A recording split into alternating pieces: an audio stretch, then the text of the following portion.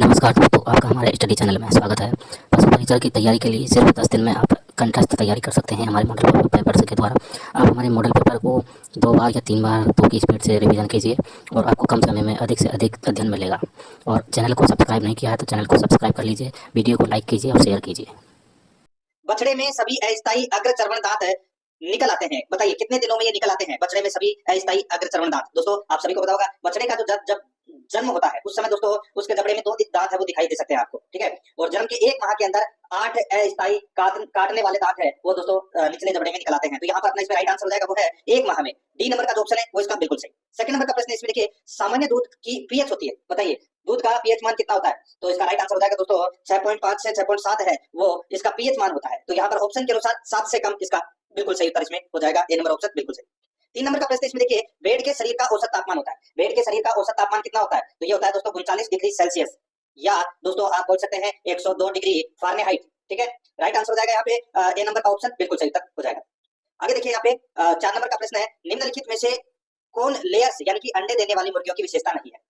बताइए दोस्तों कौन लेयर्स यानी कि अंडे देने वाली मुर्गियों की विशेषता नहीं है? तो दोस्तों मैं आपको बताऊं, लेयर्स किसे बोलते हैं? एक होता है बॉयलर्स और एक होता है लेयर्स। बॉयलर्स सिर्फ मांस उत्पादन के लिए होता है और लेयर्स ये दोस्तों वे मादाएं होती है जिनमें अंडे उत्पादन की दर उच्च होती है, ठीक है। यहाँ पर अपना इसमें राइट आंसर क्या हो जाएगा? देखिए कौन सी विशेषता नहीं है ये पूछा है। मादा जिनमें अंडे उत्पादन की दर उच्च होती है, बिल्कुल सही है। इन्हें कभी भी टीका नहीं लगाया जाता, ये गलत हो जाएगा दोस्तों। देखिए इनमें टीका लगाया जाता है, ठीक है। और दोस्तों इनकी चोंच भी काटी जाती है। तो यहाँ पर अपना राइट आंसर क्या हो जाएगा? बी नंबर का ऑप्शन, क्योंकि ये गलत दे रखा है दोस्तों, ठीक है।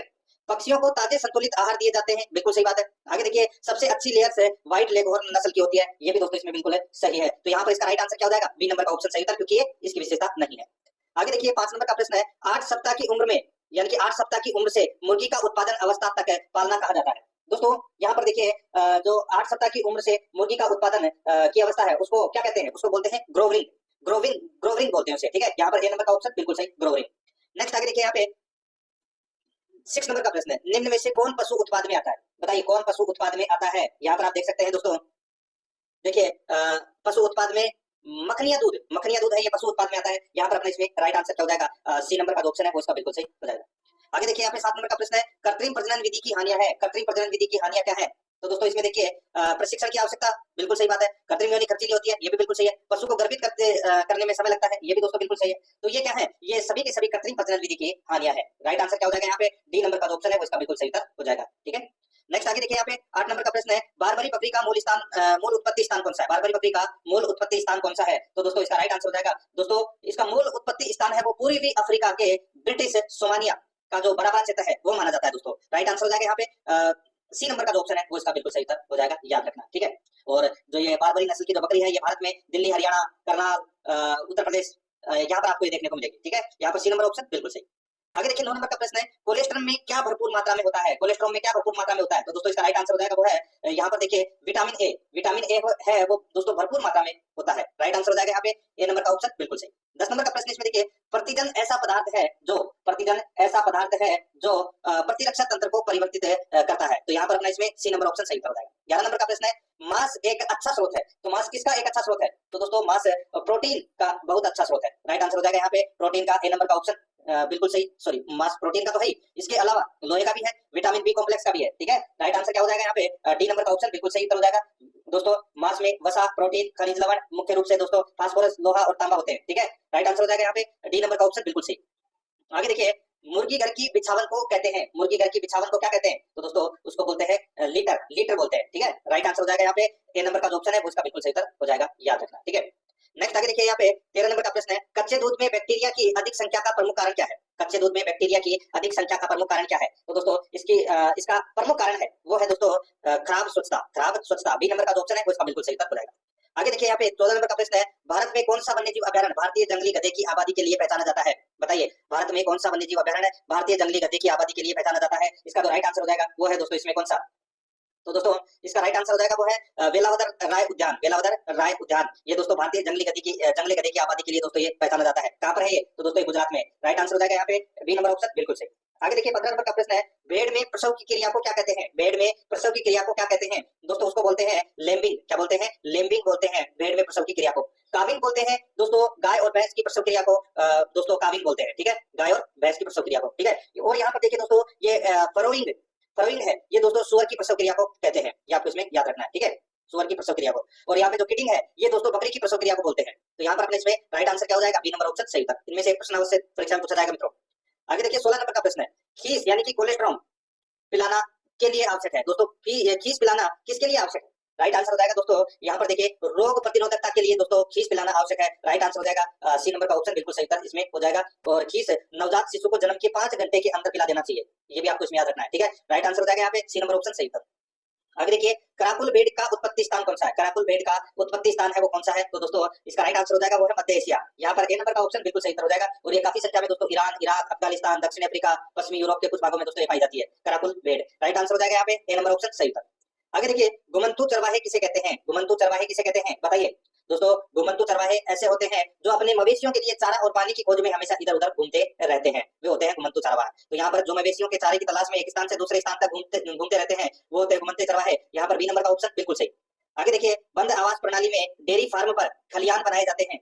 अच्छा प्रश्न है, बताइए दोस्तों बंद आवास प्रणाली में डेयरी फार्म पर खलियान बनाए जाते हैं। दोस्तों देखिए बच्चा ब्याने का कमरा, आइसोलेशन रूम, सांड के लिए शेड। तो यहाँ पर इसका राइट आंसर हो जाएगा वो है उपरोक्त है सभी। गायों के लिए शेड, आइसोलेशन रूम, सांड के लिए शेड, बच्चा ब्याने का कमरा, जवान पशु के लिए शेड, तो ये दोस्तों खलियान बनाए जाते हैं डेयरी फार्म पर। तो यहाँ पर अपना इसमें राइट आंसर हो जाएगा उपरोक्त है सभी। नेक्स्ट आगे देखिए भारत का सर्वप्रथम राष्ट्रीय उद्यान कौन सा है? भारत का सर्वप्रथम राष्ट्रीय उद्यान कौन सा है? दोस्तों इसका राइट आंसर हो जाएगा 1936 में स्थापित किया गया था वो राष्ट्रीय उद्यान, अभी भी आप बता सकते हैं दोस्तों। इसका राइट आंसर हो जाएगा जिम कॉर्बेट नेशनल उद्यान, ठीक है, जिम कॉर्बेट है राष्ट्रीय उद्यान। तो यहाँ पर अपना इसमें राइट आंसर डी नंबर का ऑप्शन बिल्कुल सही उत्तर हो जाएगा। और ये कहाँ पर है? तो ये उत्तराखंड में है, ठीक है। आगे देखिए मित्रों यहाँ पे कोलेस्ट्रॉल में सामान्य दूध की तुलना में किस पोषक तत्व की प्रतिशत अधिक होता है? यानी कि किस पोषक तत्व का प्रतिशत अधिक होता है? कोलेस्ट्रॉल में सामान्य दूध की तुलना में किस पोषक तत्व का प्रतिशत अधिक होता है? इसका जो राइट आंसर हो जाएगा दोस्तों बताइए। तो दोस्तों इसमें देखिए प्रोटीन, खनिज और विटामिन ए का दोस्तों इन पोषक तत्व का प्रतिशत है वो अधिक होता है। यहाँ पर बी नंबर का जो ऑप्शन है वो इसका बिल्कुल सही उत्तर हो जाएगा इसमें, याद रखना।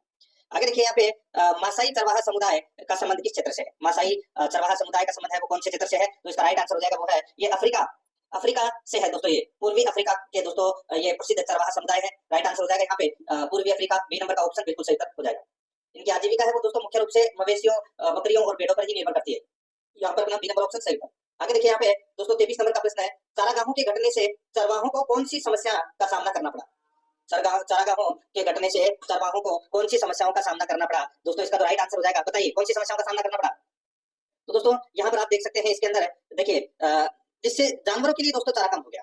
दोस्तों देखिए जब चारागाहों का क्षेत्र है वो कम होता गया तो उन्हें खेती में बदल दिया गया, तो जानवरों के लिए चारा कम हो गया, ठीक है। तो यहाँ पर अपने इसमें राइट आंसर क्या हो जाएगा? सी नंबर का ऑप्शन बिल्कुल सही हो जाएगा।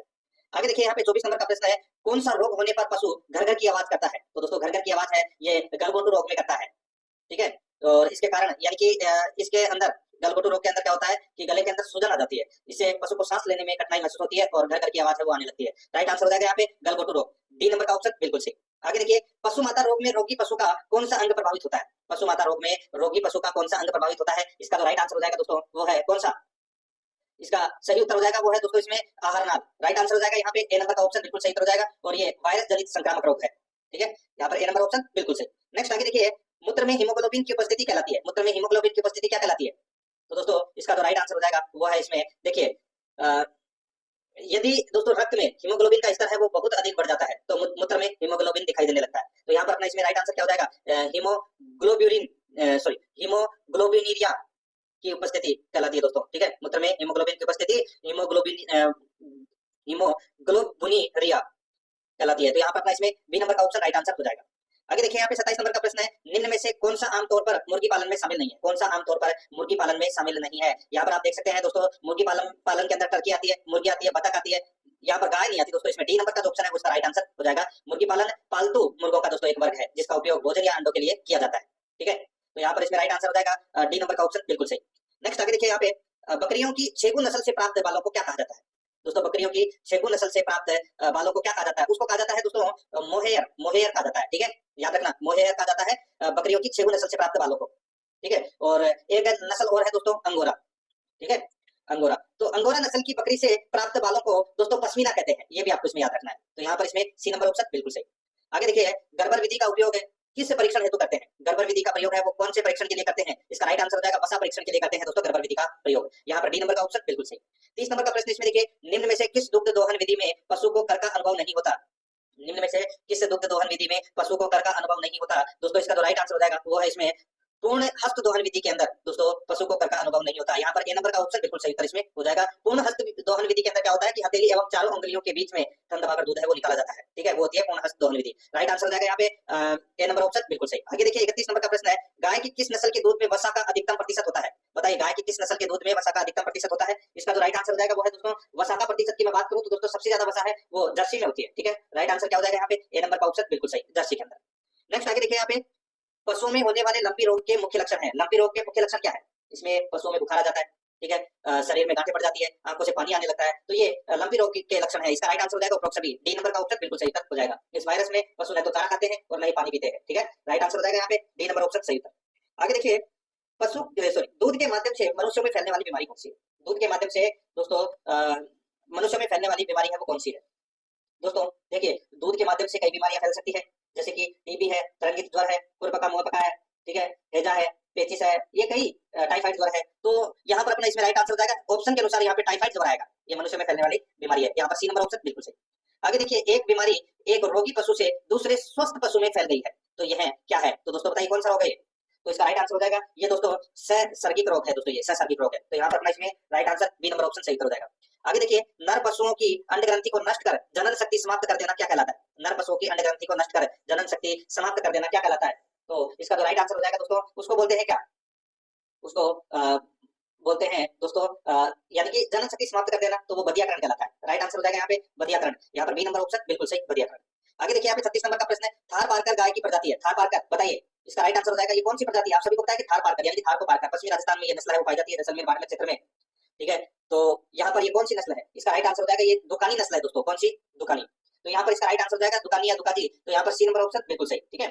आगे देखिए यहाँ पे 37 नंबर का प्रश्न है, सर्वोत्तम गलीचा नस्ल की भेड़ मानी जाती है। सर्वोत्तम गलीचा नस्ल की भेड़ मानी जाती है दोस्तों, इसका राइट आंसर हो जाएगा इसमें वो है चोकला। यहाँ पर ए नंबर का ऑप्शन बिल्कुल सही उत्तर हो जाएगा चोकला नस्ल। तो दोस्तों चोकला नस्ल की जो ऊन है, ठीक है, या ऊन से गलीचा बनाया जाता है, तो चोकला नस्ल की के ऊन से बनाई जाने वाली दोस्तों जो गलीचा है वो विश्व की सर्वश्रेष्ठ या सर्वोत्तम गलीचा होती है। तो यहाँ पर अपना इसमें right answer A number option सही था। आगे देखिए पिता से अनुपस्थित होता है, तो किसमें पिता से अनुपस्थित होता है? तो राइट आंसर हो जाएगा वो है घोड़ों में दोस्तों पिता से है वो नहीं होता, बाकी कुत्तों में होता है, गोवंश में होता है, सूरों में होता है। बी नंबर ऑप्शन बिल्कुल सही हो जाएगा इसमें, ये आगे देखिए 40 नंबर का प्रश्न है, शिवालिक की निचली पहाड़ियों में चरवाहे किस मौसम में आते हैं? शिवालिक की निचली पहाड़ियों में चरवाहे किस मौसम में आते हैं? इसका राइट आंसर हो जाएगा ये आते हैं दोस्तों कौन से मौसम में?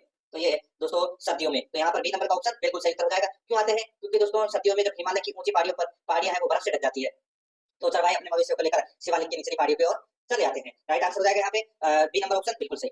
आगे देखिए 40 नंबर का प्रश्न है, सामान्य श्वसन से संबंधित सही कथन कौन सा है वो बताना है। दोस्तों सामान्य श्वसन यानी कि अंतः श्वसन एक सक्रिय प्रक्रिया है जबकि निःश्वसन एक अक्रिय प्रक्रिया है। तो यहाँ पर बी नंबर का जो ऑप्शन है वो इसका बिल्कुल सही उत्तर इसमें हो जाएगा। 10 दिन में आपको तैयारी करनी है, जो मटेरियल आपको पढ़ना है सिर्फ वही बताया जा रहा है। तो पशु परीक्षक की कंठस्थ तैयारी के लिए आप हमारे मॉडल पेपर रोजाना जरूर देखिए और रिवीजन जरूर कीजिए। एक मॉडल पेपर का आप 2 बार फटाफट तेज स्पीड में रिवीजन कीजिए, इससे क्या है आपके दिमाग में ये सटीकता से बैठ जाएंगे। और वीडियो को लाइक शेयर जरूर कीजिए और चैनल को सब्सक्राइब कर लीजिए। कमेंट करके हमें बताइए वीडियो में और हमें क्या इजाफा करना चाहिए क्या नहीं। धन्यवाद।